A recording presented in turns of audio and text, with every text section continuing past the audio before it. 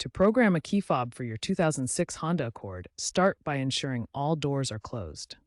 Insert your existing working key into the ignition and turn it to the on position without starting the engine. Then, within 1 to 4 seconds, turn the key to the off position and immediately back to on. Repeat this on-off-on cycle 3 times, ending with the key in the on position.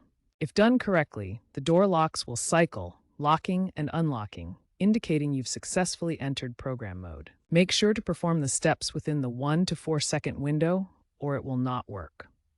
Once in program mode, quickly pair your key fob to the vehicle. Press the lock button on the key fob you wish to program. If the pairing is successful, the door locks should cycle again, confirming the fob has been recognized. Test the fob by pressing the lock and unlock buttons to ensure they function correctly. If you have additional fobs to program, repeat the process immediately. Note that you can program up to 3 fobs in a single session. To exit program mode, simply turn the ignition to the off position or wait approximately 10 to 15 seconds, and the system will automatically exit. If the immobilizer light flashes or the fob does not program correctly, ensure your car battery is healthy and consider consulting a professional locksmith.